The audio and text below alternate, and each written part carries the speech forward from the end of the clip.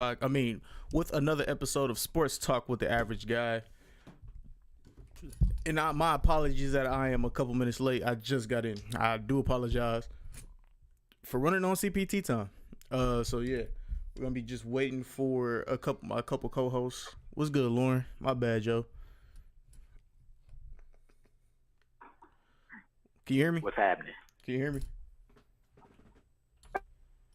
Can you hear me? Yep. Okay. All right. Yeah.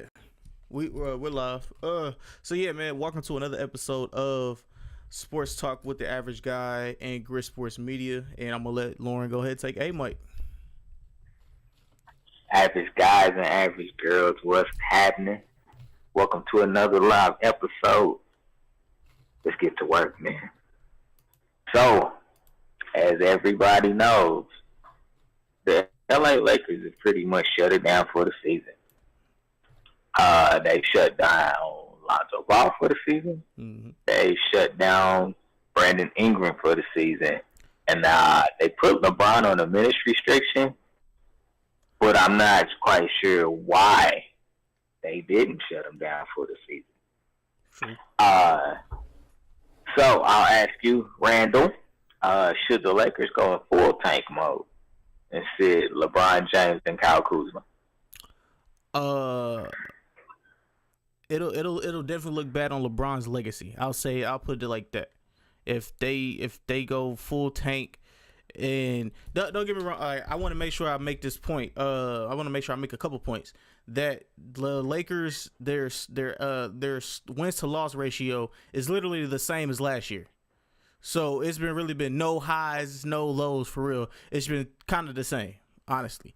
30 they were like 36 and 30 and 36 or something like that. It's something like that. It's one of them two something numbers. Like that, yeah. It's one of them two numbers. And it's literally all they did was make a splash with LeBron James. That was pretty much it. And then all the other stuff. So it's really no change. It's really no change. I just want to make sure, like, I know everybody's like, oh, I'm a big LeBron fan or I'm a big Laker fan. I just want to make sure you guys know that, like, at least the bandwagon fans. You know what I'm saying? I'm not talking about the real fans. I'm talking about the bandwagon fans. As long as y'all know that, you know what I'm saying, that's good. And also, another thing with, what's his name? Brandon Ingram. Brandon Ingram is, the reason why they're shutting him down is because he had blood clots. So that's very serious. So they should shut him down. You know what I'm saying? Because we don't want him in his young career to end up like Chris Bosh. You know what I'm saying? Because that's how Chris Bosh. You said what? Blood clot. blood clot. But yeah. No, but yeah, we don't want him in his young career to end up like Chris Bosh and how he had to retire pretty much. You know what I'm saying? So, like, that's serious. Lonzo Ball, I'm not for sure why they shut him down too much. But, yeah, I mean, you know what I'm saying? Those are just a couple facts to toss in there. But, yeah. But, yeah, I don't know why. Mr. Gilmore. Yeah, I don't know why LeBron. If they do shut down LeBron, it's just gonna look terrible on his career at the end. That's it. All right, Corey. A question that we posed is: should the Lakers go in full tank mode and shut down LeBron and Kyle Kuzma for the rest of the year?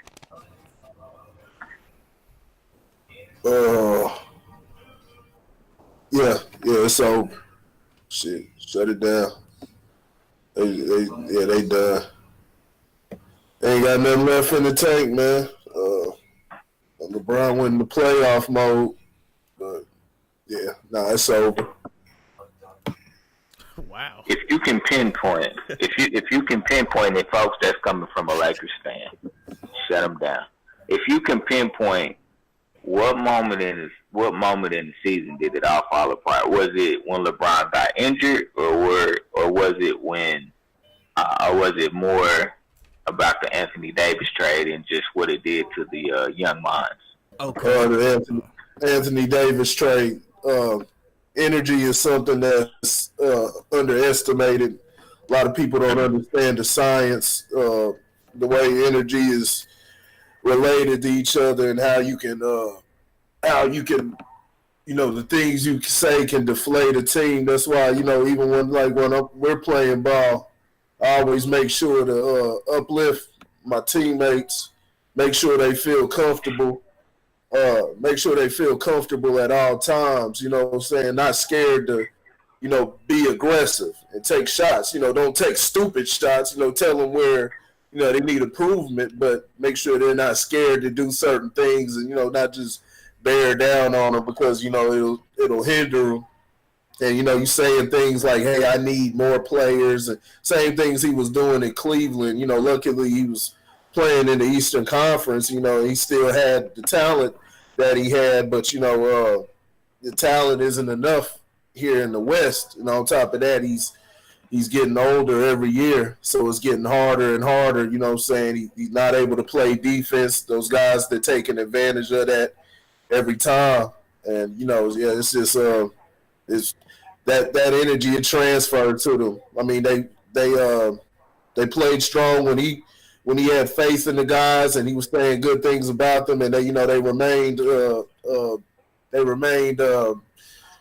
they kept pushing. They started off the season slow, but they eventually got a rhythm going and started winning some games, winning the games they were supposed to win, and winning some big games also. Went into the Christmas break. When LeBron got injured, hell, they were fourth seed, right behind third seed. They took a fall.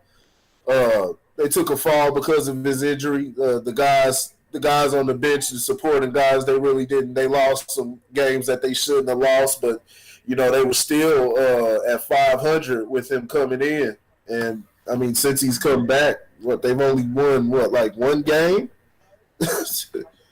They won like one game. I mean, that's saying everything right there. It's saying everything right there. So yeah. Okay. Okay. I'm this is go ahead. Oh, I was gonna kind of echo the same things that Corey spoke on. Yeah, man, like that Anthony Davis trade, and like you really seen it after LeBron James passed Michael Jordan, for the scoring leader or whatever. You know what I'm saying? You seen all his teammates. And not really everybody was dapping him up. You know what I'm saying? I mean, you seen Rondo over there. You seen Rondo like give him a little pat on the leg or whatever. But everybody else was just like, yeah, You know what I'm saying? Yeah. So that chemistry is something. You know what I'm saying? So yeah. So here's a 3-part question. Let's go.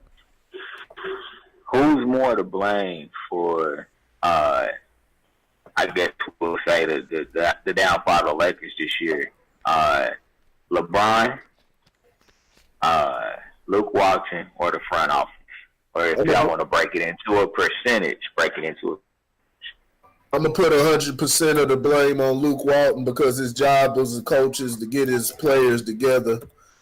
Same way, whatever happened, on the Chicago Bulls teams or those Lakers teams, those championship Lakers teams from the early 2000s and, early 2000s and late 2000s with Kobe, it was still on Phil Jackson. Phil Jackson, he would let those guys figure it out, but it was still in his hands at the end of the day.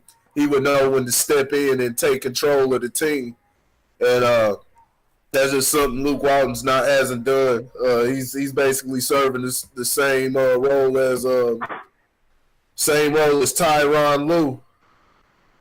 Serving the same role as Tyronn Lue, and like I said, it's just not gonna work.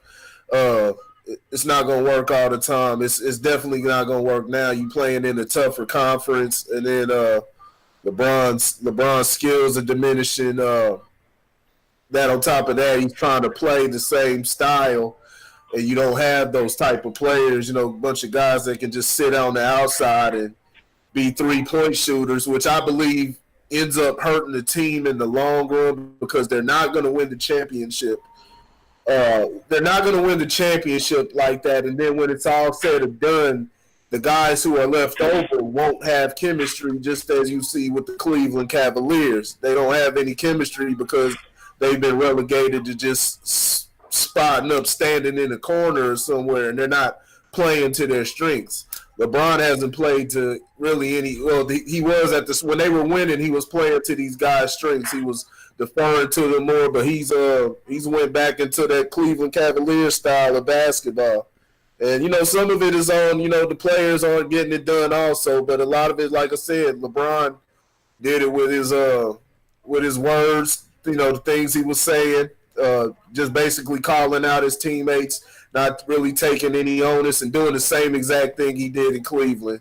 You start losing. Oh, I need some more players. I need some more players. And so here goes the front office. Now they're trying to trade the whole entire team. The same thing they did last year in Cleveland. He got a whole entire team after Kyrie left.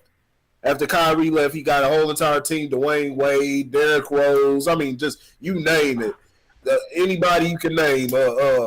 Isaiah Thomas. He got all those guys, and then I can't win with these guys. Give me a new team. So the Lakers sent them guys, and some other teams sent him a bunch of guys, and he got a little role going with that. You know what I'm saying? There was more chemistry. He was able to find more chemistry with that, but he ended up, he wasn't using those guys to their strengths. They could have put up a better fight, against in the finals instead of getting swept. But he just kills the chemistry of the team. Even the first game they played tough in the finals, and then J.R. Smith made his bonehead decision. But LeBron typically he basically powdered the rest of the way. So. Yeah, I mean, in my viewpoint, I will say, because I believe we spoke about this, if not last week, the week before, and I had gave all onus to all three parties. I gave it to the front office, Magic Johnson and Jeannie Buss, and I gave it to LeBron, and I gave it to Luke Walton. So it was, I forgot the exact numbers, but I think it was like 50% to I would say the front office with Jeannie Buss and Magic Johnson, and all the front office. 20, I think it was 30% to LeBron and 20% to Luke Walton. You know what I'm saying? Because we've never seen Luke Walton. We never seen Luke Walton. What's the name? We never seen Luke Walton coach a superstar player. I mean, technically, you seen him like fill in to coach a superstar players, but you never seen him coach a superstar player by himself. So yeah. Yeah, I'll break it down into percentages. I'm gonna put 10% on LeBron James. The reason I put 10% on LeBron James in the 82 game season, his value to a team in the past was it was 10 to 15 wins a season, and so I'm going to put it right at 10%. Say 10% is on him, lack of leadership, and things of that nature. I am going to put another 10% on the players for, I would say, not necessarily adjusting their games and not coming up in the moments where they were needed. I mean, Kyle Kuzma's had a hell of a season. Actually, Brandon Ingram was actually balling out before he got diagnosed with the blood clots. He was averaging about 27 points a game, about 11 rebounds. So I don't know if he was turning the corner. It was just kind of, he got his All-Star game rest and he was full of energy. I'll put 30%. So we're up to 50% now. So I'll put 30% on Luke Walton. I mean, as a coach, you got to have your team ready to play. And, the interesting part about LeBron is the only time LeBron was even partially held in check was when he was in Miami when Pat Riley was that bulldog. And, so even if he wanted to act out towards Spo, Pat Riley was like, nah, that's not how champions play. You know what I'm saying? You have to have respect for the coach, respect for the organization, and in turn, we'll do anything and everything we can do for you.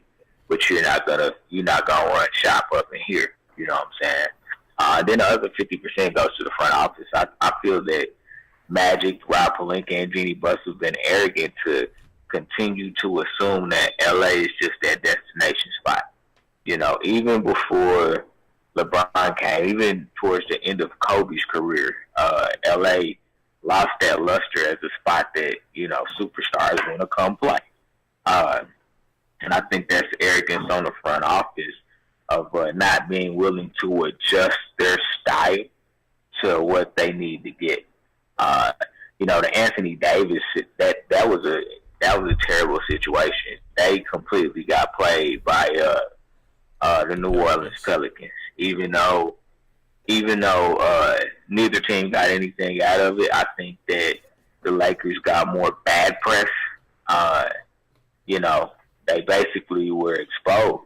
Everybody put their business was put out in the street. They were willing to give up their whole team for one player.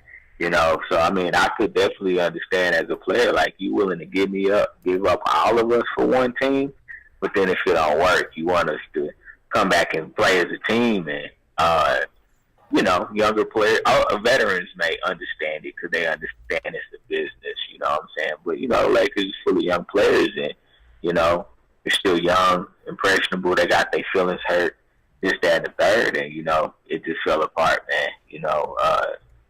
But I think that the front office is the biggest to blame. I don't even know, honestly, if Anthony Davis was the right player to try to go after. He was a superstar, but I'm not even sure that with LeBron, he was the right type of player to go after. But it's neither here nor there. I understand why they did it. He's an outstanding talent, that still has upside. Anthony Davis is still relatively young. So, he has a lot of upside, hopefully a lot of years left in the league. So I understand why they made the move, but, it definitely worked. It definitely backfired on them, I'll say that much. It definitely backfired on them. So, we'll see what happens because, there's still an off season. So, we'll see what happens, see if maybe they can get a piece or two to try to put a better team together, I think that a couple players have to be gone regardless. I really do feel that way. But we'll see.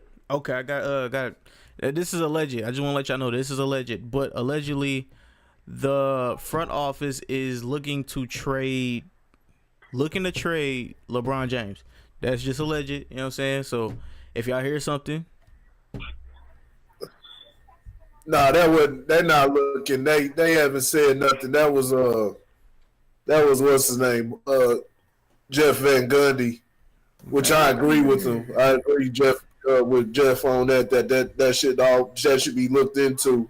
If it's possible, you can find a deal that's fit them. They should. LeBron James' name should be in trade talks. I don't see why he's above that. I don't see why he's above trade talks, especially the way he's just.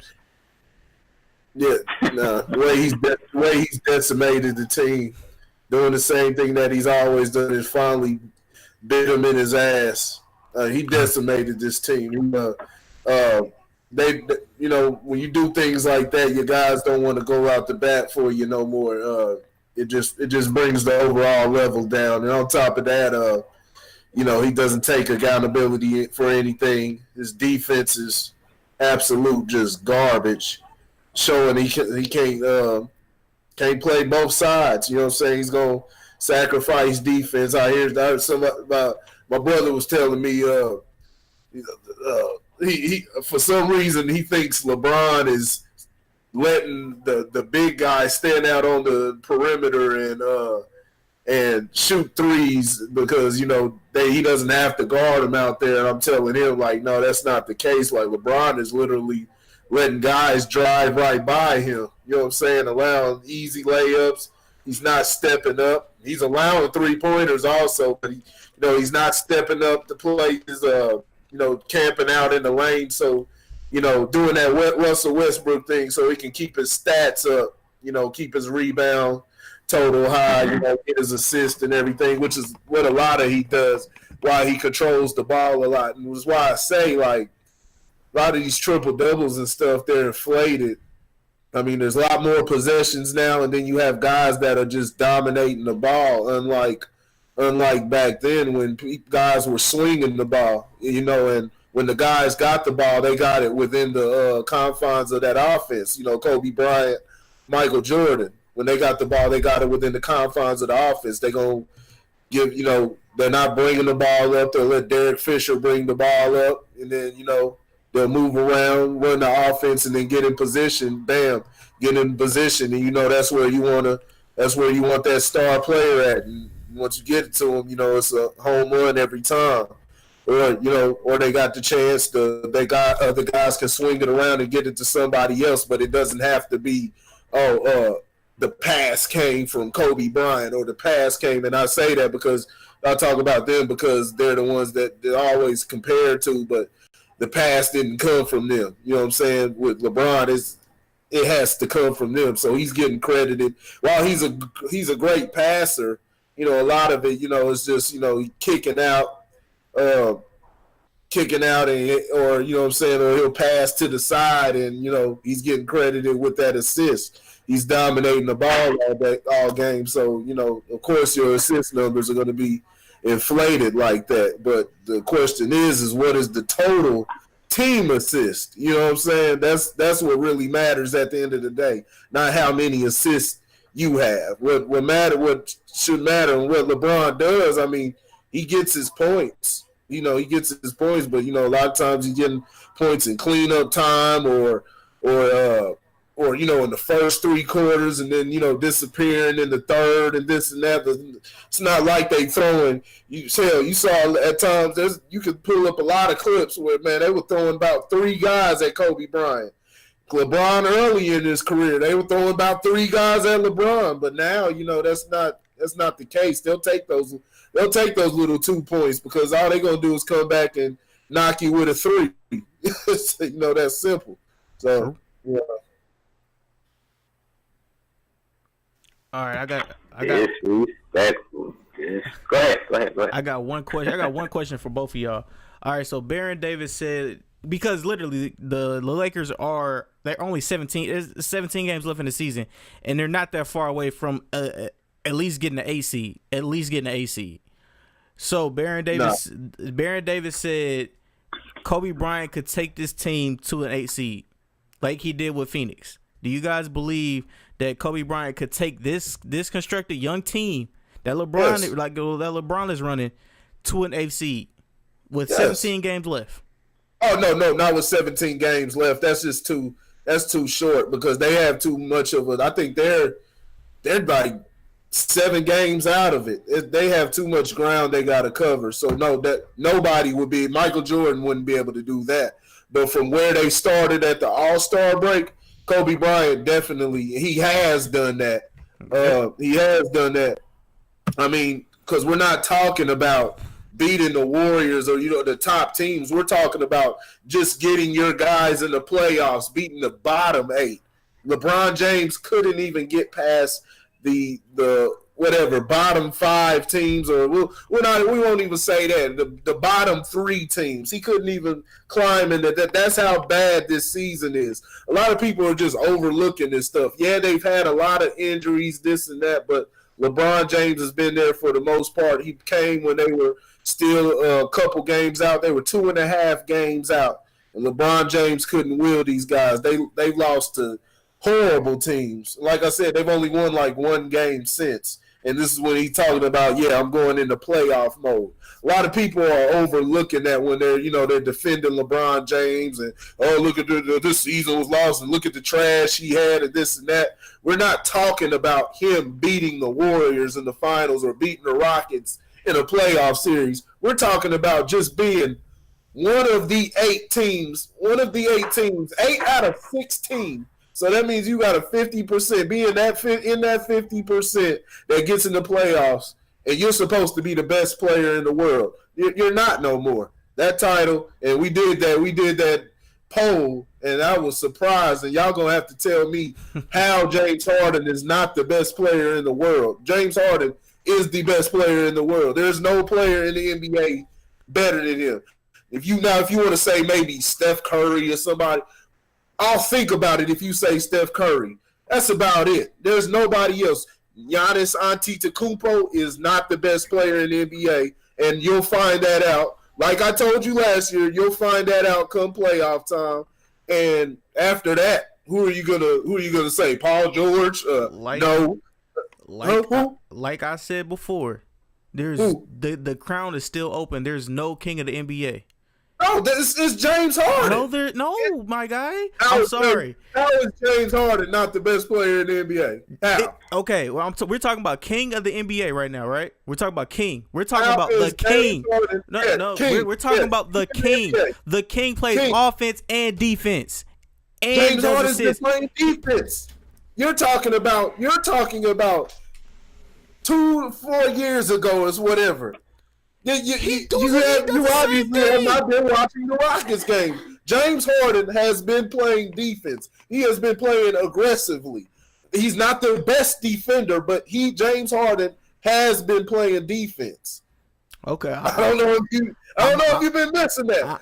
James Harden has to watch playing, not only has he been playing defense, I think he's leading the team in assists, even with Chris Paul on the team. Chris Paul just got back. Jesus Christ, he's shooting out of this world. He is not missing. This dude is averaging 37 points a game.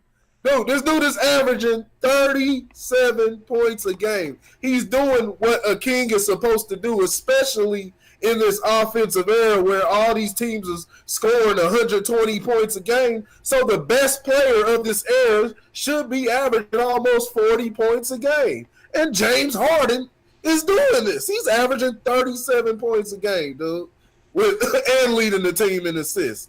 And has the team.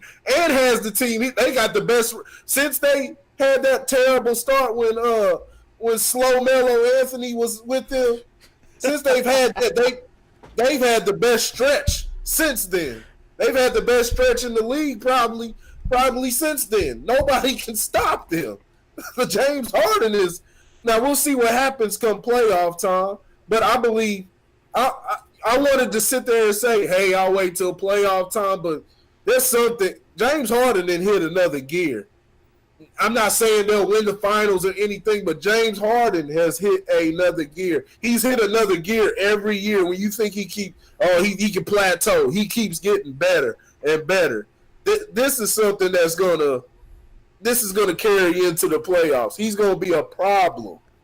I mean, when you get an extra 2 steps after a dribble, you good. You know what I'm saying? And the referee just look past you. It's cool. But he's not just doing that. He's taking they're giving him he's traveling on some, especially that one from the Boston game.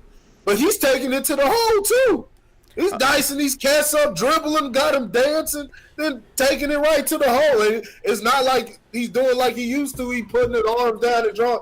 I mean, he's taking it right to the rim. Layup. Boom. Making it look easy.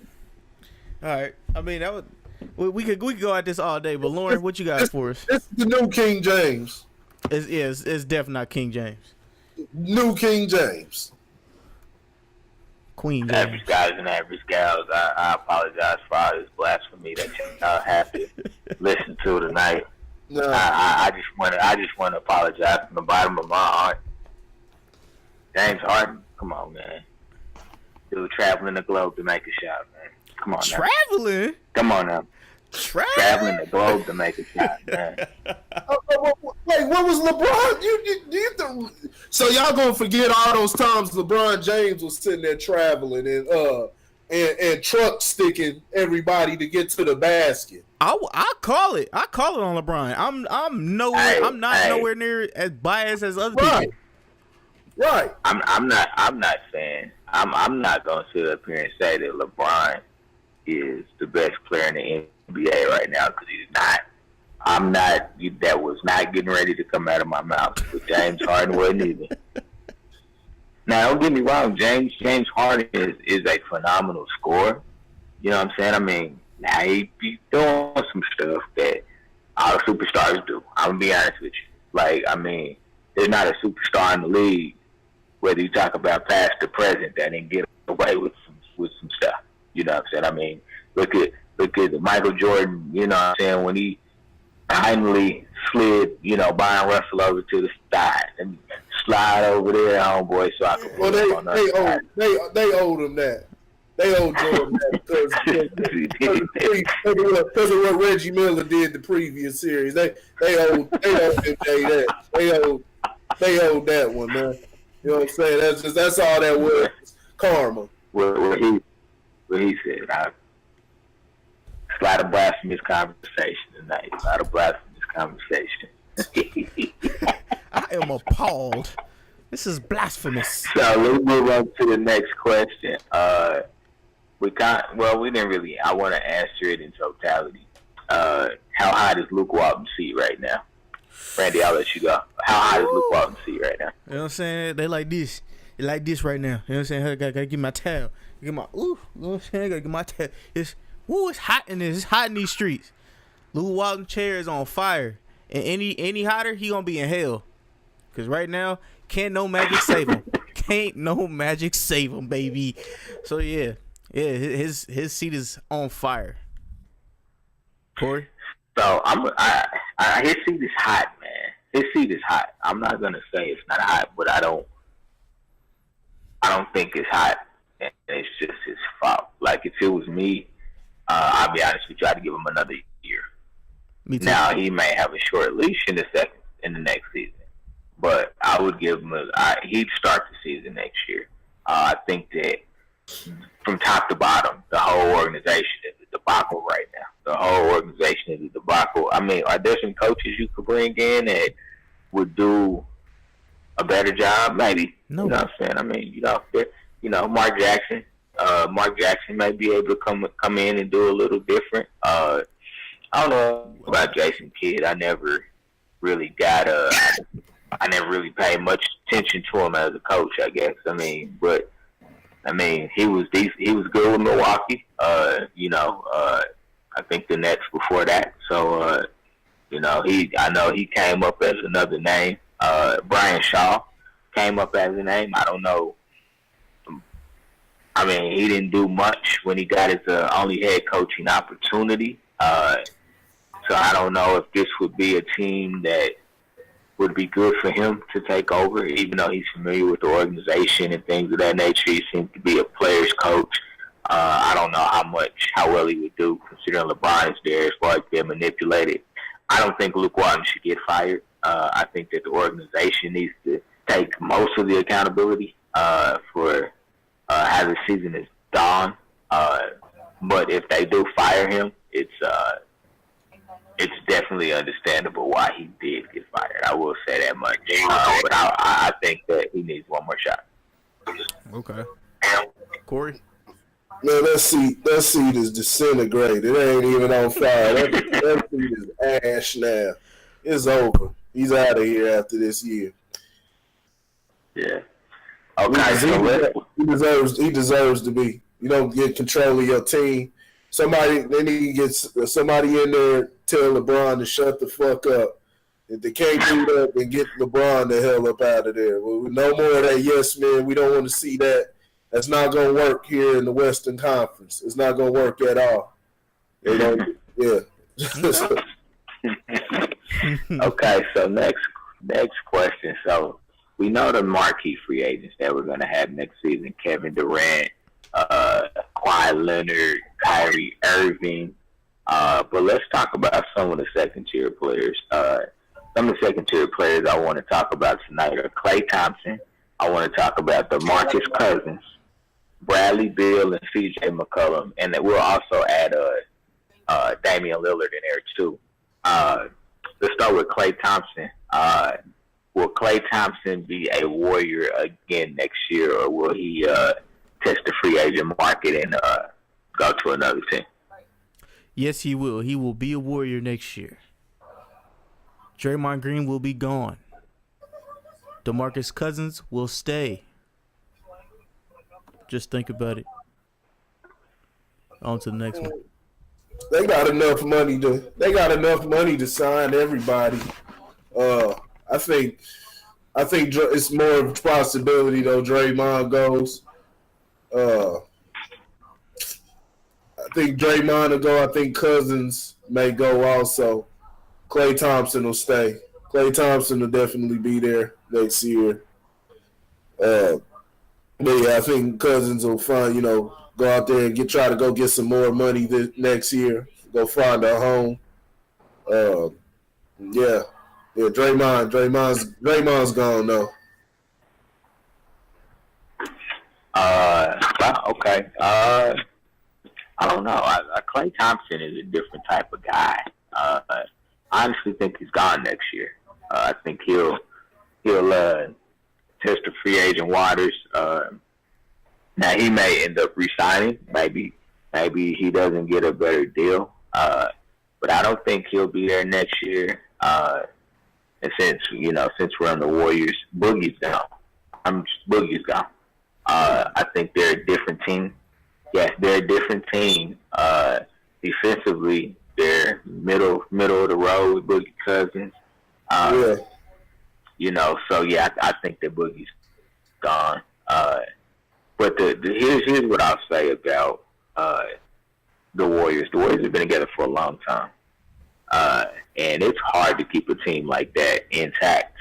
Past, they've kind of really hit that peak that most teams of their caliber hit. That's, I think, why you see them kind of struggling. I think they've lost 6 out of the last 10 games, actually. Mm-hmm. And I think it's, they're hitting that 3-peat wall, that all great teams do. The second time the Bulls 3-peated, they were terrible. You know what I'm saying? They were terrible for different stretches of the season just because it's hard to get up for every single game. But they weren't necessarily terrible. They weren't. I'll say they weren't. The Miami Heat. They weren't 72-10. They weren't 72-10. Yeah. Chicago. Yeah, they weren't 72-10. Chicago. So no, I think that Boogie's gone. I think Klay's gone too. I think it'll surprise a lot of people, but I think Klay's gone. If Klay doesn't go, Durant's gone. One of the two of them are gone. Durant or Klay Thompson. One of them is gonna go. I know you said that there's money, but I don't think that it's hard to fill the team with 3 max players. It's hard to fill out the rest of your team with 3 max players. Now, we'll see what happens. We'll definitely see what happens. But I think the Warriors' run is over. I actually think it's over after this season.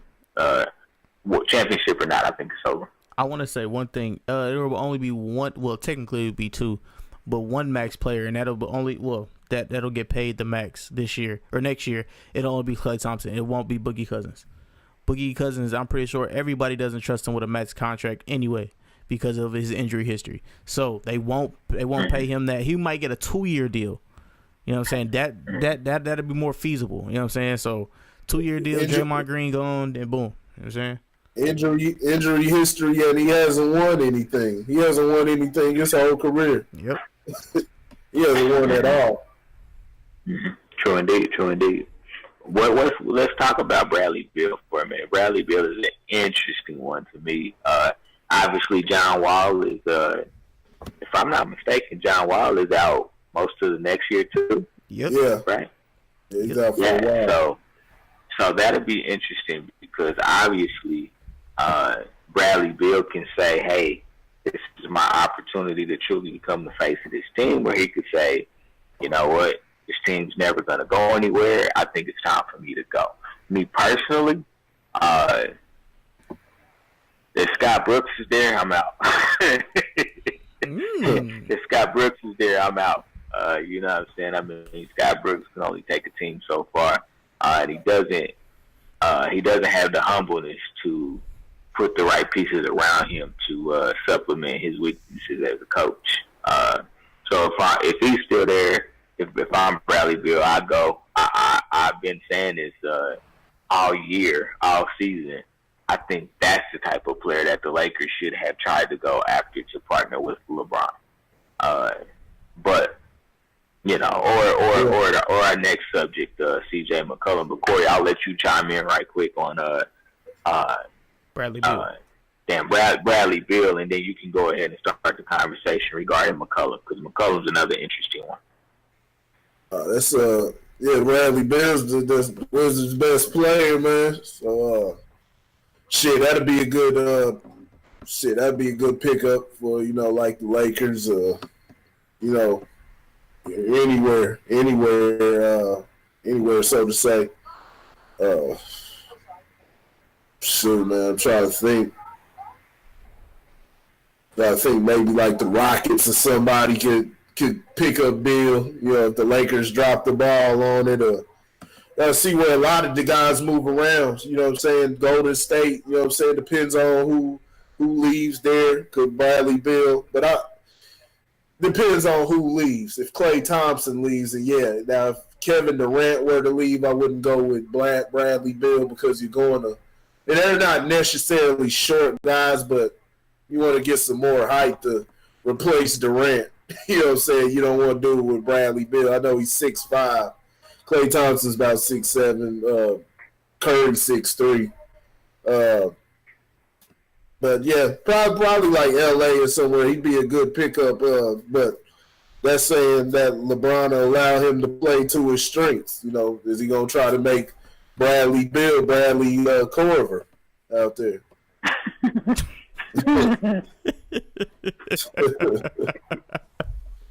He said Bradley Corver. Yeah. Man, let's jump into my guy CJ McCollum, man. I love CJ McCollum's game, man. Yeah. I think he has a nice, smooth, silky game. You know what I'm saying? Very, very quiet guy. You know what I'm saying? It's not a demanding player. He just wants to play basketball again. Another player that the Lakers need to take a serious look at making a move for if they want to get better complementary players, I would say, around LeBron James. I mean, LeBron James definitely needs to adjust his game, but I think he has to get better complementary players around him as well. So I think C.J. McCollum for any team would be a great pickup. That I don't know if the Rockets would be a good fit, just because again, you already have backcourt of CP3 and James Harden. You know, if Klay leaves, that would be another interesting piece that the Warriors could look at, because he does play defense as well. I don't think he's as crafty as Klay Thompson, but he definitely plays defense. There's probably some other sleeper teams that I'm not thinking about that he could go to. I know Dame Dash is also not Dame Dash, Dame Lillard. Wait, what? Dame Dash play basketball? Dame Dash.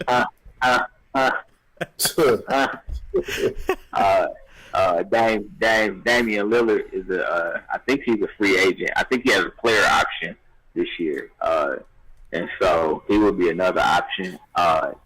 I don't know if he and LeBron would be a good fit just because LeBron's so ball dominant. You're not getting ready to take the ball away from Dame Lillard. But I mean, there's a lot of places he could go. I mean, he could go to New York.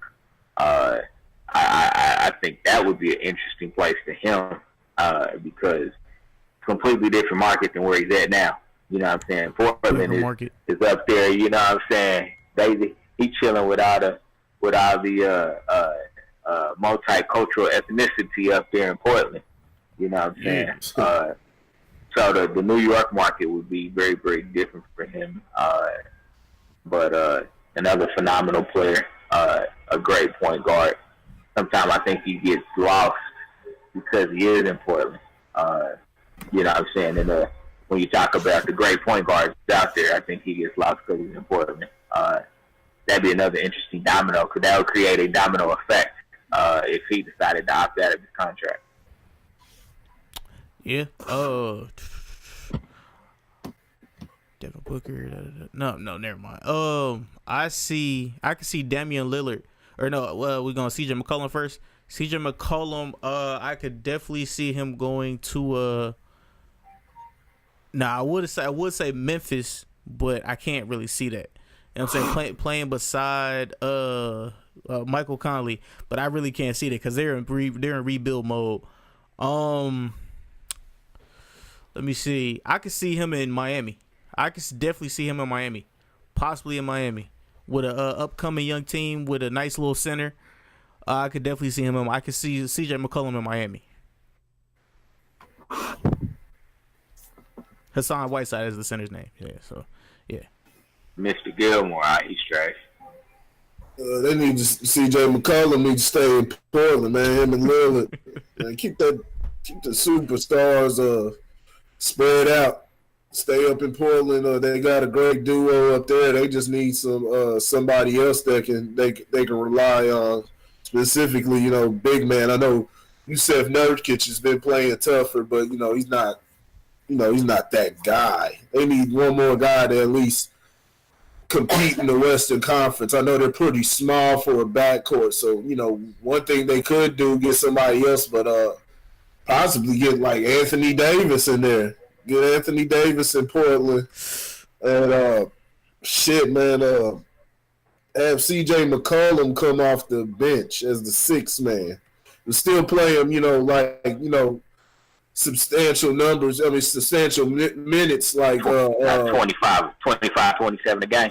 Yeah, even that you go 30. You know what I'm saying? Like they were doing Lou Williams, and Eric Gordon do that. But just have them come off the bench with the second squad, so they always got that firepower, that level of firepower in there. And then you can put them together when you need that. But Portland really doesn't have much outside of those two, especially come playoff time. And they're trying to rely on 3-pointers. If that's not falling, they're kind of small guys, so it's going to be tough trying to get those those buckets if the jumpers aren't falling. Which normally isn't a problem with those guys. Huh? You said Mo Harkless. Y'all like Harkless? Harkless is cool. You know what I'm saying? He's a good role player. Yeah, they got Evan Turner and all these guys. Aminu. Yeah, Aminu for defense, but outside of that, like I said, they don't have they can't stand up to nowhere near the elite teams in the playoffs. Okay, so I got a question since you said AD could join them. So do you believe that the curse is gone in Portland? Or do you believe that these 4 or 5, Damian Lillard and C.J. McCollum have dodged that curse? What curse? The Portland curse, nigga. What? You don't remember the Portland curse? What's the Portland curse? Fucking Brandon Roy. Brandon Roy, Greg Oden, and all them guys. Yeah, like they got drafted there. You know what I'm saying? And they got injured not even a year or two later. You know what I'm saying? And their careers were cut very short because of that.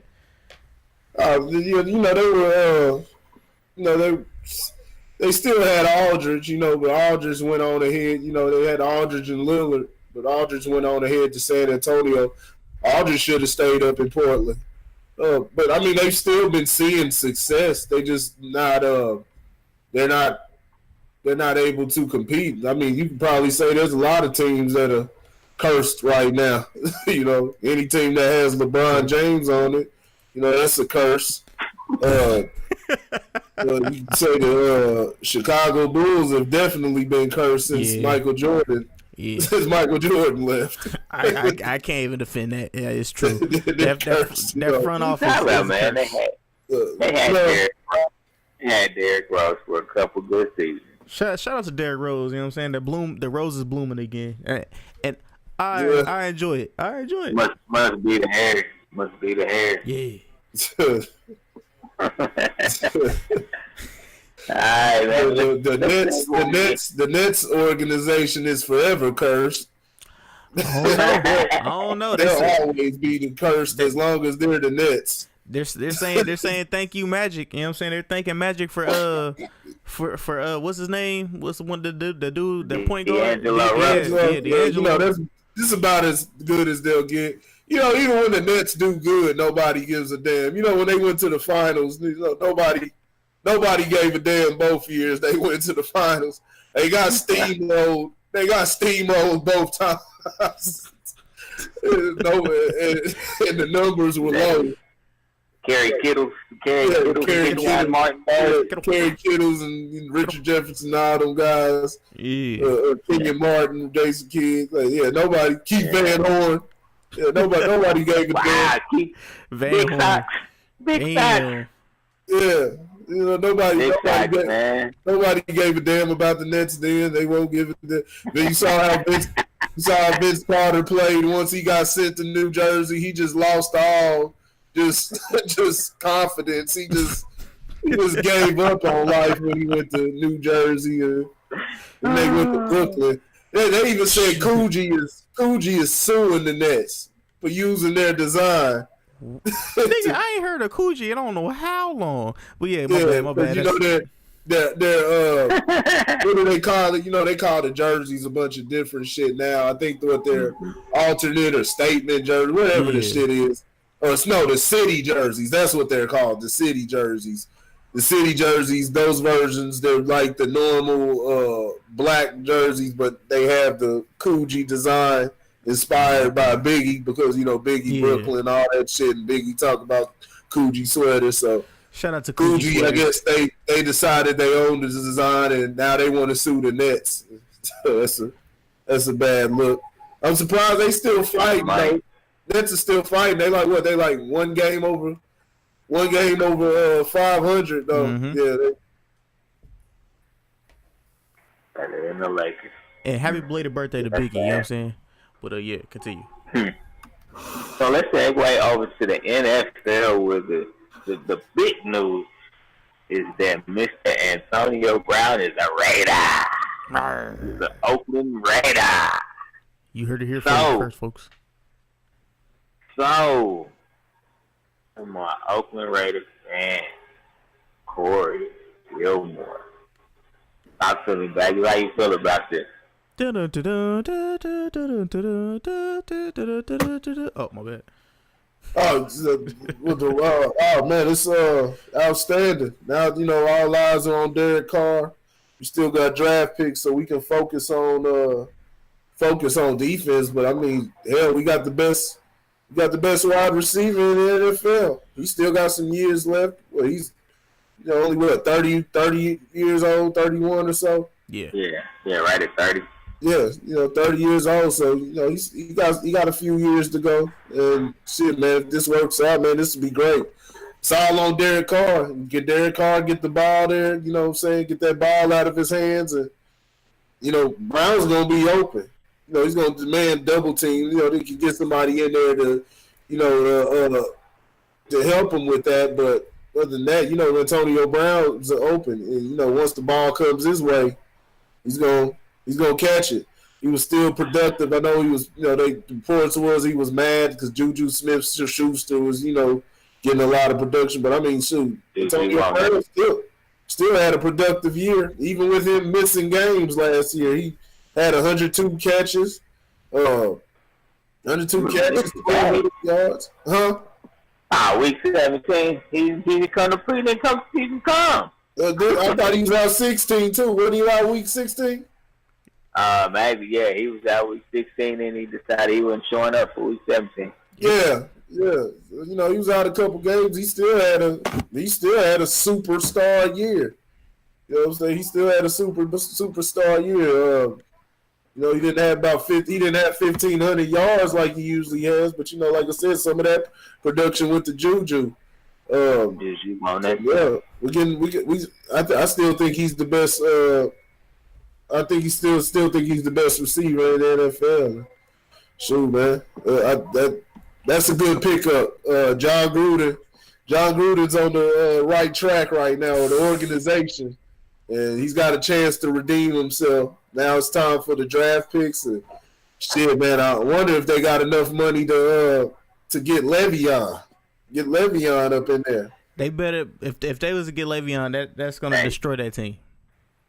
Why? They have the money. They have the money, people. Why would that destroy the team?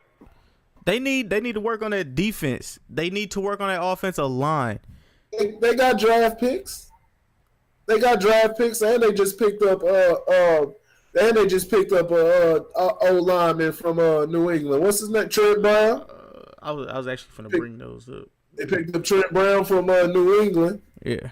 Yeah. And they go focus on defense in that draft. Get some young guys out there. Get some new blood. Let them grow. Try to grow out there. But hey, you can get Le'Veon Bell. If you can have Le'Veon Bell and Antonio Brown, I don't see why not. It's all on Derek Carr from that point. Did you just say that Chucky is on the right track? Huh? That's what he said. Did you say Chucky was on the right track? He's on the right track to redemption. Oh, okay. He's on the right track to redemption. Thank you for the clarification. He's on the right track to redemption. I got you. You don't get rid of a once in a lifetime player like that. You better bring something back. And, you know, Antonio Brown is the best, to me, the best player, the best in wide receiver in the NFL. I'll give you that. Top five. It's some other ones out there, but I think I'm gonna agree with you on that one. And they do. Matter of fact, I said that after I saw the headline come across my phone, I said they might as well just go get Lab now. They got salary cap to do it. Why not? I mean, seriously, why not? You know what I'm saying? You have a guy whose body is fresh. You know, I'm sure he's still an elite talent. You know, why not? You know, so yeah, I'm on board with it. I would be on board with them going after Le'Veon Bell. I tell you, the best part about that trade was the fact that they ain't had to give up nothing to get it. True. A third round and a fifth round draft pick. They didn't have to give up anything to get him. Now, Pittsburgh's perspective is, hey, we got him for a sixth rounder, so we got everything we wanted to get out of him, and I completely understand that. I don't necessarily agree with him asking out. I'll be 100% honest with you. I don't necessarily agree with it, but the Oakland won this trade. Hook, line, sinker. There's no other way to put it. Oakland won this trade. Hook, line, and sinker.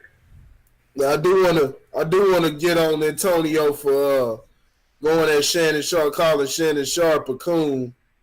That wasn't a cool move.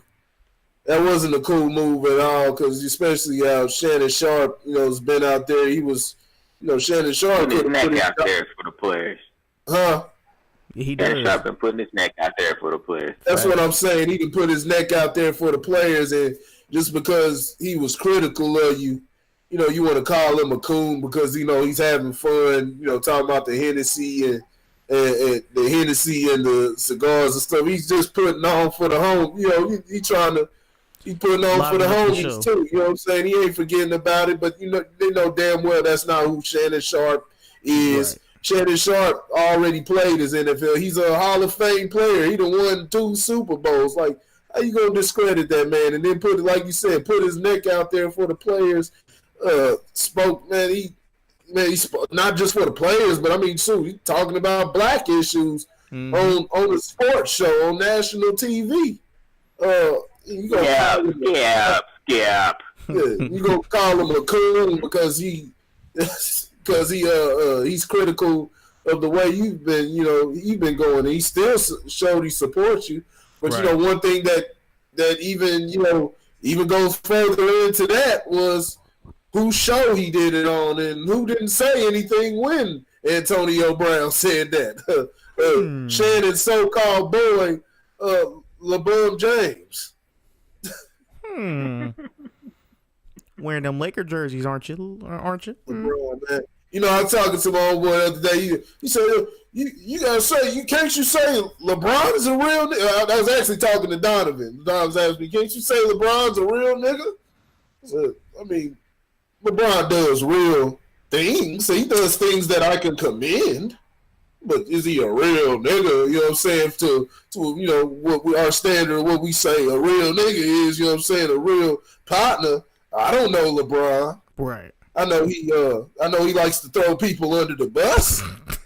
You know, and like I said, I like to separate life and sports. But you know, a lot of things a person does on the court can show where they can be in life. Mm-hmm. One thing that I've noticed. One thing that I've noticed is people's inability to control their emotions. People's inability to control their emotions. I was watching the YouTube channel, God CD Fury. He was examining R. Kelly, and he was talking about how R. Kelly doesn't have the ability to control his emotions. I forgot the exact name that he said that he called it, but. With the R. Kelly, we can talk about that another time. You know, that's a whole other thing. But that's another thing because he was basically, like you said, he whether he did it or not, he's fighting for his life. So there would be emotion within that. But when you see a person like, say, me personally, I've never had a fucking technical foul. I've had flagrant fouls and things like that. But I've never had a technical foul in my life. Never had a technical foul. It's damn near impossible unless the ref just, you know what I'm saying, just has a hair trigger of a whistle. And he's like, anything I say. But I'm usually, even with that, I'm very communicative with the referee. I'm talking with them all the time, questioning them on calls, all type of different things. But I never get a technical foul because I understand the art of communication and I have control of my emotions. But when you see guys just flying off the handle, it's a 1-point game with 1 minute left, and your dumb ass decides you're going to argue with the referees and give the other team a free throw.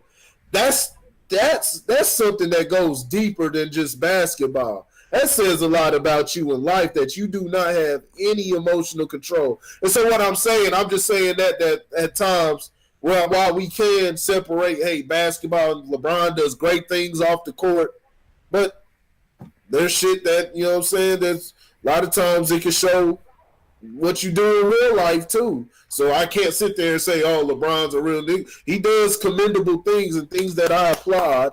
And this conversation is not about LeBron, but it's about, like I said, the whole situation, Antonio Brown.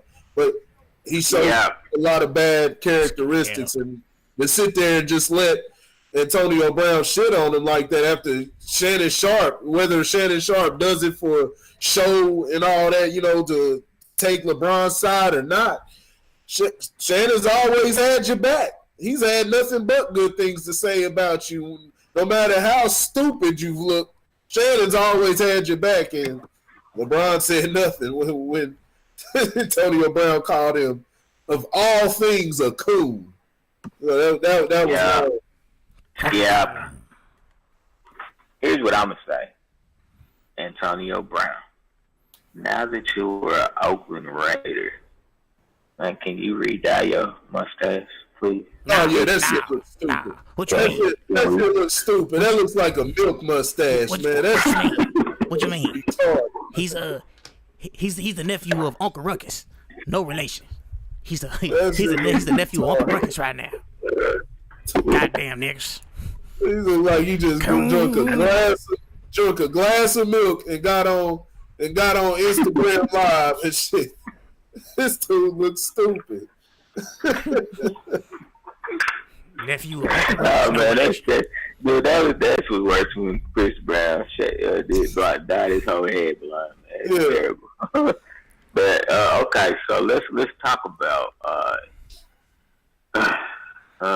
these damn executives and so-called NFL know-it-all. So Charlie Casserly said that any team that picks up Kyler Murray in the first round is making a huge mistake. That he is not the quarterback that we think he is. Mm-hmm.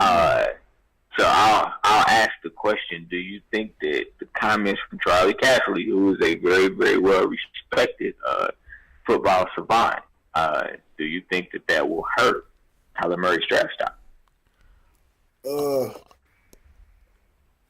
I will say possibly. Only because these front offices do take these analyst people's opinions more than they would take their people that they actually hire for this. You know what I'm saying? They'll actually take more. How I want to say it? They'll take more of their thoughts and their opinions on people that actually watch these guys up close and personal and actually talk to these guys, even because they're paid to do that for that franchise. But it might hurt him possibly. But yeah, I could see it hurting his draft stock, I should say.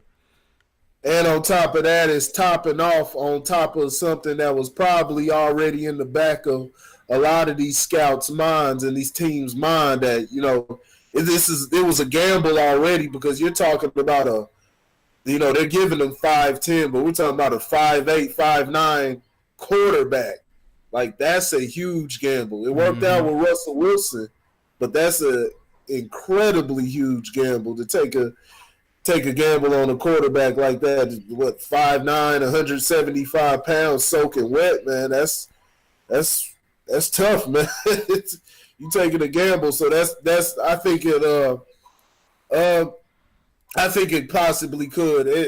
If anything, I think a lot of teams were already leaning toward that, because then you've been hearing, talk about Dwayne Haskins, or you've been talking about Haskins. He's been getting he's basically grown past him as far as how much teams love him and how they've talked about him.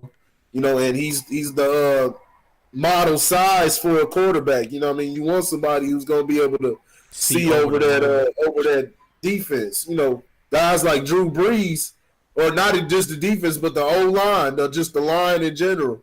Drew Brees is already pushing it. Drew Brees is 6 feet tall. That's a short quarterback right there. You talking about taking away 3 or 4 more inches. I mean, shoot, that's unless you Russell Wilson got those legs and got an accurate arm. Shoot, that's a gamble. That's a huge gamble. So I think that's all Charlie Casserly is saying, because he's saying, like we're all saying, we won't know until the season. He's not saying no. He's not saying no, don't do it, but he's saying it's a huge gamble. Like I said, as I'm pretty sure most teams already figured that it would be. Big, tall, disrespectful moon. See, that's some tall people. They get real disrespectful against us that are a little high. Yeah, I understand. Disrespectful. Took it hard, man. Took it hard, man. I'm back, y'all.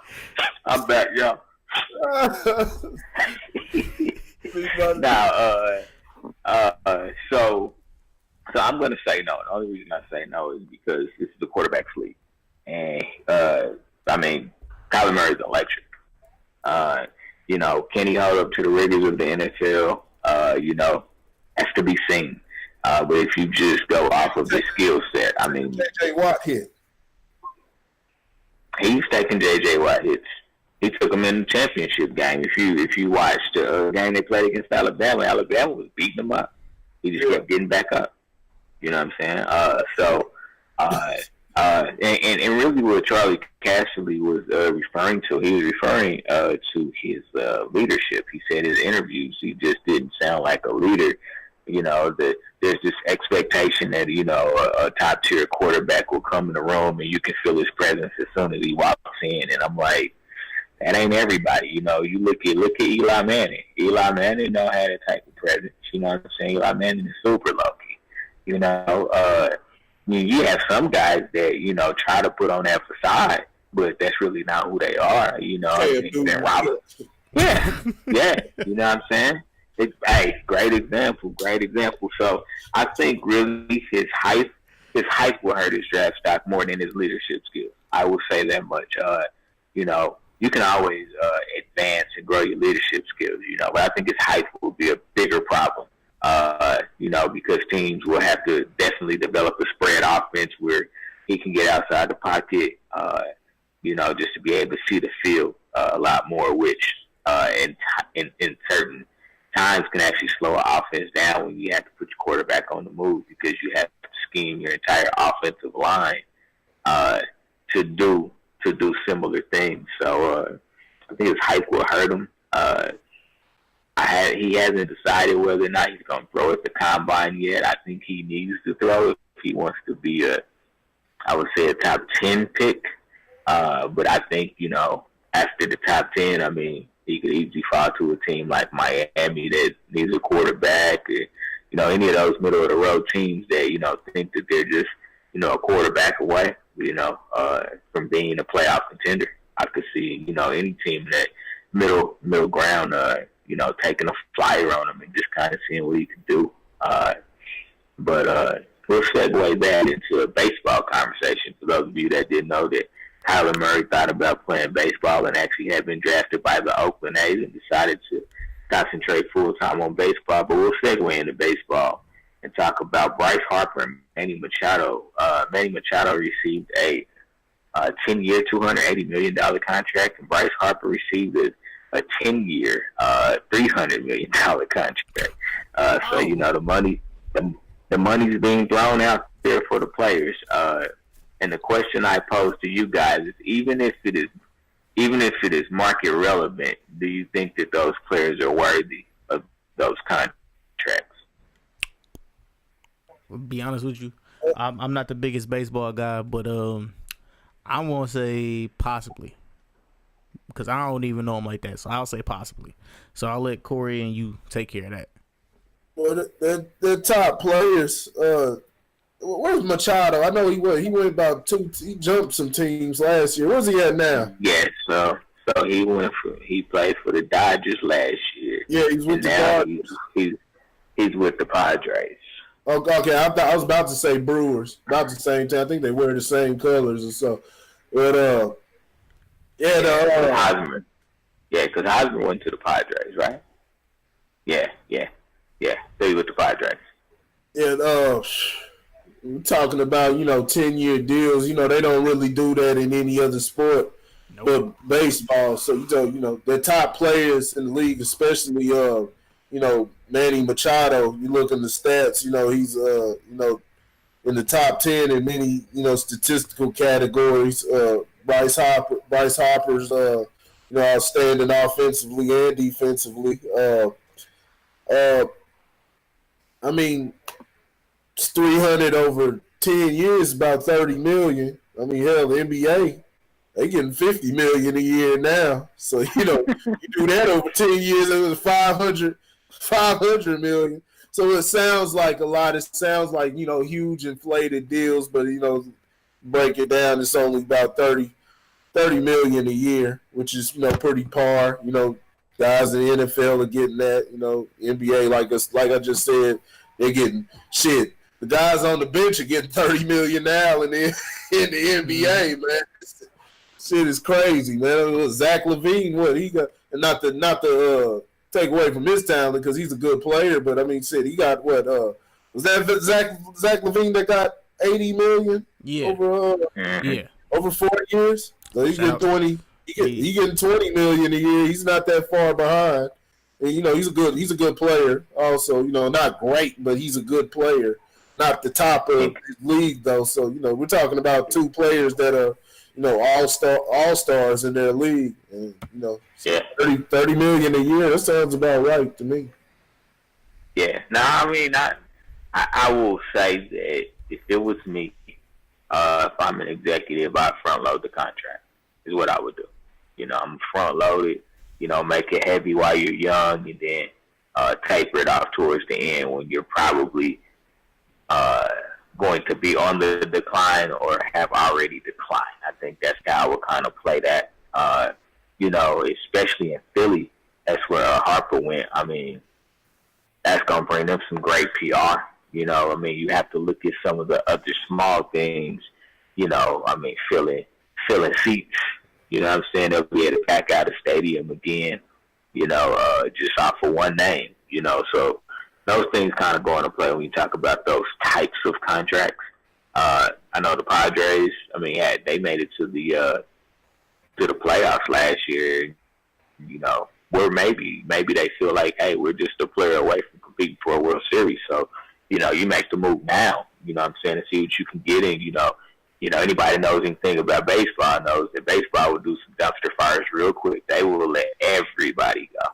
Yeah. Start all over with the farm unit. The Royals just won the championship, what, three years ago? Yeah. Almost the whole team is gone. So yeah. Moose. Now Moose, isn't he in Milwaukee?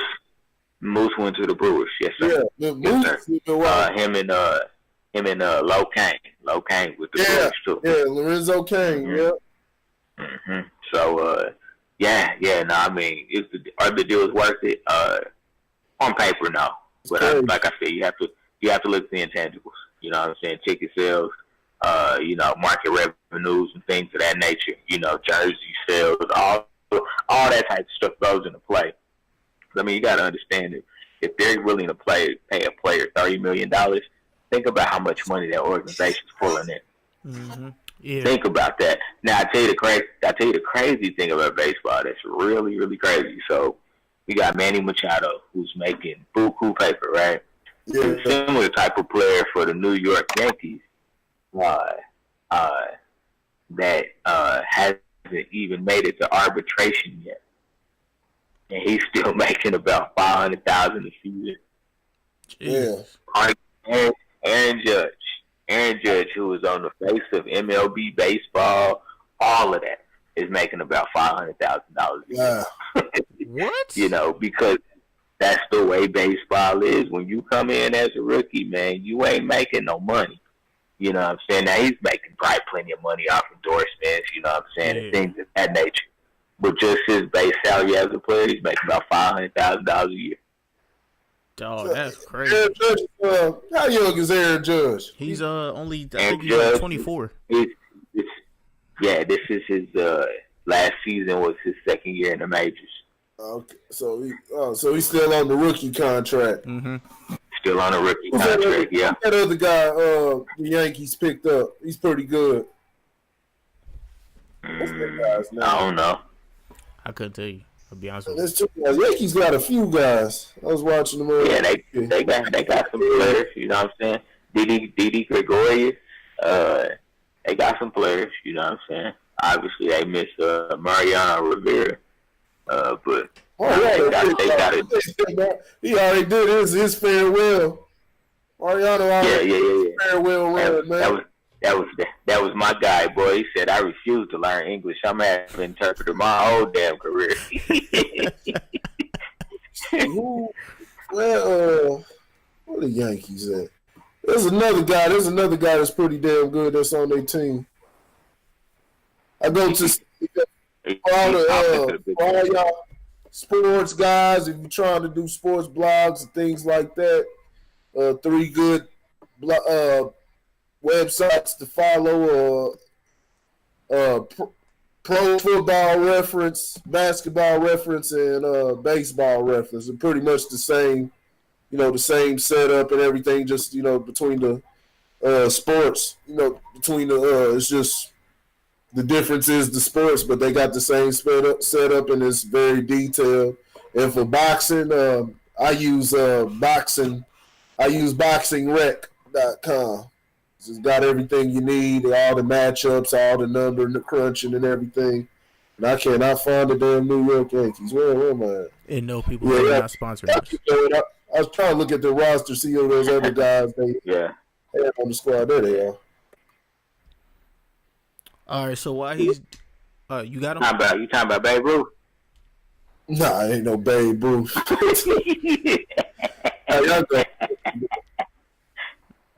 Got Reggie Jackson, Big Reg. Reggie Jackson. Reggie Jackson. Lou Gehrig.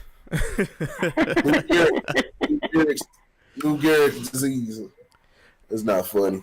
Shit! I just caught that last second. I'm not gonna repeat it though. Oh shit! That was a good one. All right, so why he's doing that? Oh yeah, why you doing that? You go. All right, yeah, why you doing that? I'm gonna toss out some honorable mentions that happened today in the NFL real quick. So the Philadelphia Eagles picked back up Deshaun Jackson. I like to say that. Also, the Arizona Cardinals picked up Terrell Suggs. Surprising, but not really. Hey, whoa. Rewind. Who? Terrell Suggs is going to the Cardinals. Yes, sir. The Ravens let Suggs go? Yep. T-Sizzle is now a Cardinal. And there it is. That's who I was looking for. Giancarlo Stanton. That's who I was thinking of. Giancarlo. I've heard of him. Baseball. Yeah, he sucked last year too. That's their best player. That's what I was thinking of. I know it was Aaron Judge and somebody else. I knew they had 2 really good players. Yeah, Giancarlo Stanton. That's who I was looking for. All right. Then Chubby CC Sabathia is still on their squad too. Yeah. I just saw his face too. It was CC Sabathia. Yeah, I know that dude. Well, he toward the end of his career, ain't he? Man. All right, and the final one that I have for the honorable mentions in the NFL right now are, drum roll please, welcome to the kingdom, Kansas City, Missouri. The Kansas City Chiefs just acquired on a 2-year contract, $42 million, the Honey Badger, Tyrann Mathieu. So 2-year. Three? Okay, yeah. 3 years. My bad. 3 years, $42 million. 3-year, $42 million. Good looking. 3-year, $42 million. A 2-year contract worth. What you said, $2 million? What the hell? 3 years. 3 years, $42 million. Okay, that sounds a lot better. 3 years, $42 million. Yeah. Okay. Yeah, that sounds a lot better. Sharing screens. But man. I'm just showing y'all what I be on. Oh yeah. This is man. baseball. So, my bad. Yeah. Shout out to Tyrann Mathieu and the Kansas City Chiefs. They dropped a lot of players. And they got Carlos Hyde. Yeah, and they got Carlos Hyde. Yep. What I want to say. What is his name? God damn, I can't think of the dude's name. Justin Houston got released earlier this week. So we want to make sure we say that to keep everybody up to date with that. That could be a big pickup. Raiders need to check that out. Malik Jackson. Mm-hmm. Yep. Malik Jackson got traded to Philly, 3-year, $30 million contract. Yep. Hold on. So Philly again will have the best defensive line in football, people. Again. That's still crazy to me. That's crazy as shit. I don't think there was any other notable trades yet. Now it's coming. It's coming. You know what I'm saying? I'm sure you know, because I think it's another week before teams can actually start announcing trades. So there'll be more. There'll be more. Oh, the Jaguars acquired. I think we spoke about that, but the Jaguars acquired Nick Foles. Oh yeah, no, I don't think we talked about it because they haven't made it official yet.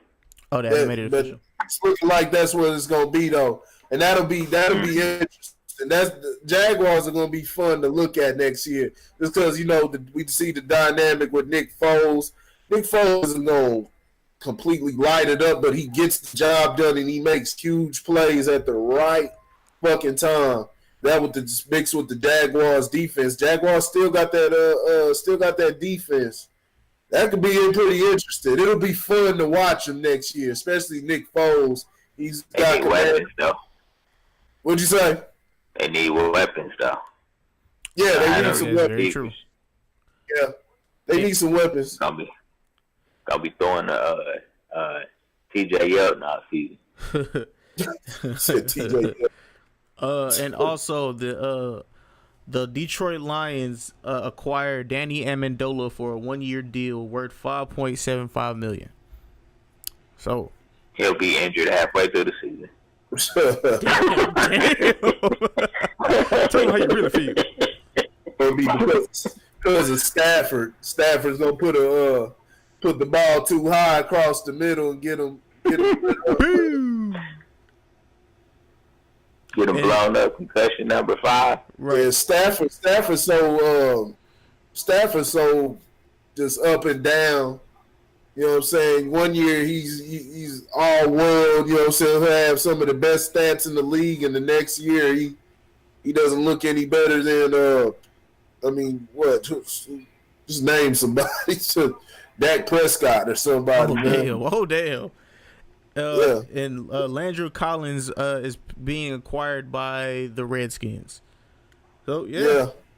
Ooh, that's sexy right there. A 6-year. Landry Collins, the Giants were stupid to let him go. Yeah, he's got a 6-year, $84 million contract with $45 million guaranteed.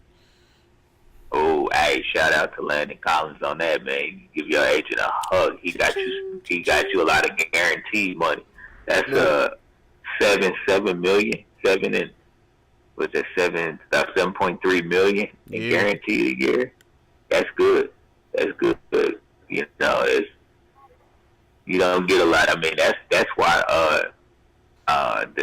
I didn't realize that about Antonio Brown, that his contract wasn't guaranteed at all in Pittsburgh.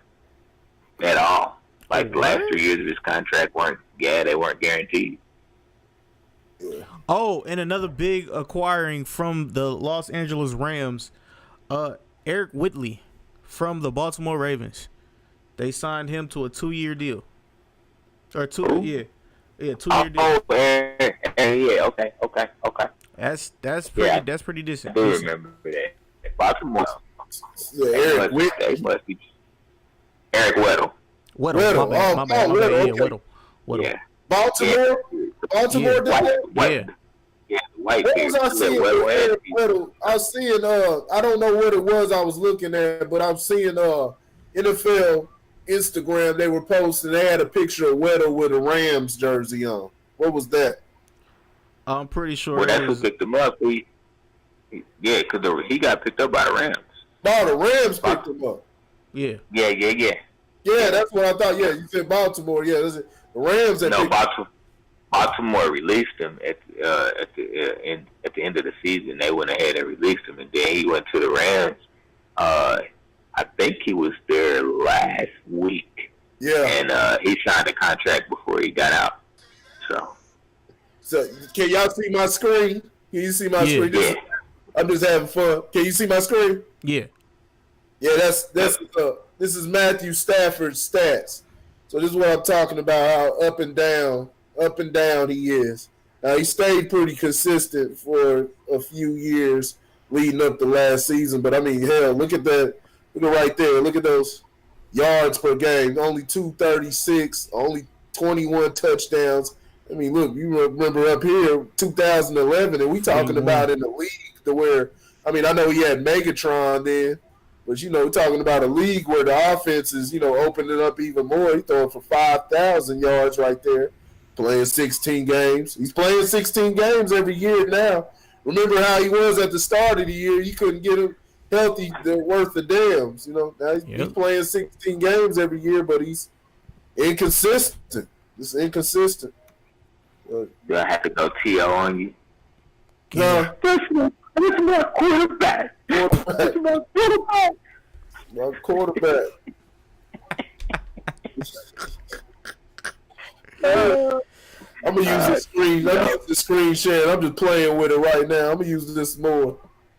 I like TO. T. Thanks for the soundbite, TO.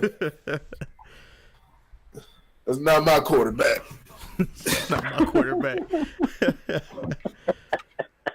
Oh man, well, average guys, average girls. It wraps it up tonight. You've had another episode of Sports Talk with Grit Sports and the Average Guy. Randy, I will turn it over to you to close us out. All right, and on that note, I want to say one thing before we bounce out of here. I want to get you guys' opinion on this. Do you guys think that Charles Barkley reached a little too far into Kyrie's heart and ripped it out a little too much? Do y'all think he jabbed him a little too hard and Kyrie took that to heart a little too much? I saw his name trending. What did Chuck say? Damn, I don't have the quote on me just now. Lauren, do you know exactly what he said? I ain't heard nothing about the mound around. He always got something to say. He was pretty much just questioning if Kyrie had it not if Kyrie had it anymore, but the whole team situation. I'm trying to find it right now, but because I don't have the quote. But yeah. I see Barkley, and I saw this the other day. He invited LeBron. He invited LeBron to the set, which that would be good. But LeBron's a sore sport, so it probably declined. But he said, asked LeBron to come on to the set because he don't got nothing else to do. Chuck is a fucking legend, dog. I love Charles Barkley. He being there with Shaq. Bull. Hey, I've never seen. How does it feel not to be in the playoffs? So how does it feel not to be in the playoffs, LeBron? You said what? Goes out. before we close out, I was trying to use my screen share, but the shit's going slow. But it said I've never seen a person so miserable in my life. Referring to Kyrie. That goes along the lines with what he said regarding what he said to Adam Silver, which was that the players are miserable. So okay, I got it. So it was a Kyrie reference. Yeah. Okay. Yeah, it said multiple. The Celtics dismantled the Warriors earlier this week to pick up a crucial win that may have ended the team's recent swoon, but it's blah, blah, blah, blah, blah. Multiple Celtics voiced issues. On Monday, Irvin raised eyebrows by claiming he has no interest in being famous and said that NBA players are exploited. Charles Barkley joined ESPN's Get Up on Thursday to give his take. No, I would not like notifications. To give his take on Irving, saying he's one of the most miserable people he has ever seen. Kyrie Irving, I don't know him that well. He seems like a good kid, but I've never seen a person so miserable. To have so much success, to have the world in his palm, in the palm of his hand, he's going to make $40 to $50 million for the next 10 years. He's already won a world championship. These are all facts. He's in movies. But he's got to be one of the most miserable people I've ever seen. He wanted to go to Boston because he wanted to have his own team. And what a lot of these guys don't understand is when you're a star, and I've been a star, you get all the credit, but you get all the blame. That ain't right. That ain't fair. That's just how it is. That's just how it is. You can get on television playing about, I can't wait to get away from this. Dude, we're paying $40 million a year. You ain't never going to get away from this. Chuck got that Chuck's accent. It throws people off, so it comes across for a lot of people. Cast Chuck as just some dumb country bumpkin, but Chuck has a lot of, he goes out on a limb and says some shocking stuff. He goes out on the limb and says shocking stuff at times. Chuck knows basketball, and he has a y'all crazy. Y'all still laughing about that. Chuck knows his basketball, and he goes out on a limb to he goes out on a limb but he knows what he's talking about. He puts thought behind things, and I mean it's true. When you want to be the star player, understand that when it's going good, you're going to get the credit, and when it's going bad, it's on you. You are the star. That's what every other star in the league has to deal with, whether it's been James Harden, LeBron James, Antetokounmpo, whoever, Russell Westbrook. They've all had to deal with it. Michael Jordan. When you had Kobe Bryant even. He had to deal with it. I mean, Kobe Bryant is a lot to blame for the Lakers getting their ass whooped in the 2004 finals, which I never forgot. You know what I'm saying? But gotta respect that Pistons team. Michael Jordan, when the Bulls weren't winning, making it past who am I talking about? Bad boy Pistons, or even when he came back.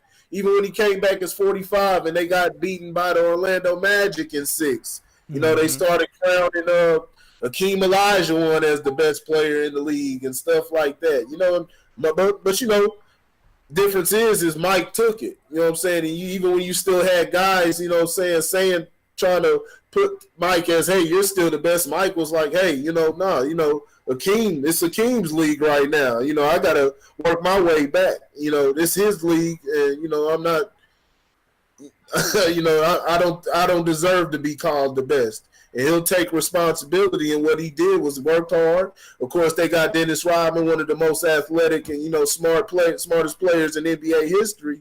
Got him on that team, so that definitely helps too. But they also. The Bulls revamped. They got much stronger. They got much more stout defensively, and came back and went 72-10 the very next season, and swept the Orlando Magic in convincing fashion. So you just gotta handle it.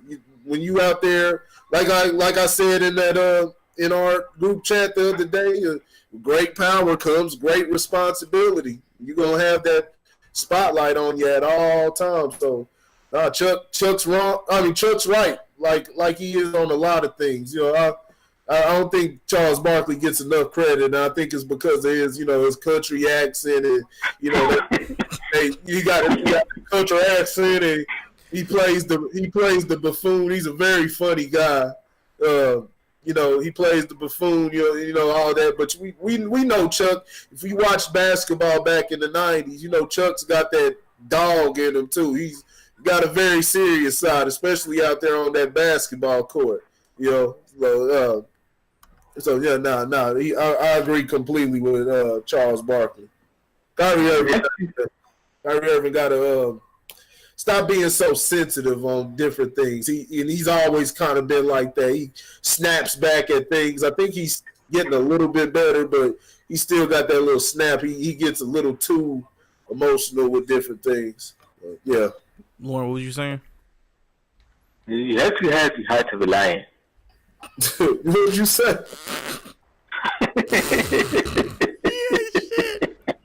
You have to have a heart of a lady.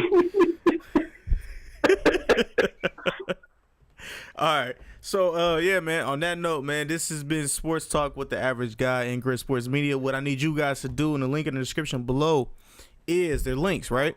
Check this out. There's a link tree to the Facebook page, the Instagram pages, the YouTube page, the Twitter page, and all that other stuff. But there also are links for Grit Sports Media.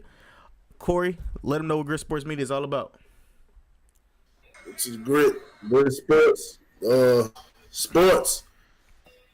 Well, it's that simple. Shoot, go in there, see the latest news and everything, get highlights, get history, all that. Also go to the I won't call it a segment of the Grit because culture kind of stands over sports, but go to the Grit Culture. That's a new one. It's another saying that's building up, building to the same with the same model as Grit Sports. But we're just dealing with everyday life, more focus on Black history and Black culture, but it's beyond that too. So we go to anywhere. We talk about damn Chinese history or some shit. You know what I'm saying? We'll go even deeper than that. But yeah, go to the Grit. Yeah, continue support. Go to Grit Sports Media. All right, yeah. I was gonna do the same shit. I was like, no, I'm not going to.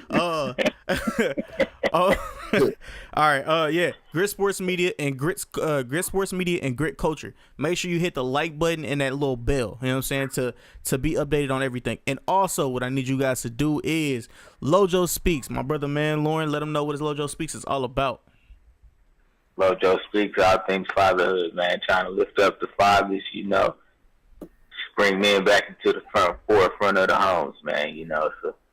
It's a different world out there, but the man is still the head of the household, and it's time that we take back our rightful place there. But you gotta be a man. You gotta do it the right way, man. Can't handle little boys up there. All right, man, and that is for men and also single mothers as well. You know what I'm saying? You guys are more welcome to come and learn some things. You know what I'm saying? Grandmothers and stuff like that to help you raise your boys into men. But on that note, man, Tuesdays, Thursdays, 9:00, the Average Guy podcast, man, on the Average Guy Studios. Shout out to the Facebook family, YouTube family, Twitch family, now the Mixer family, also now Periscope. And yeah, man, we love you guys. We see you guys tomorrow, 9:00, man. We out.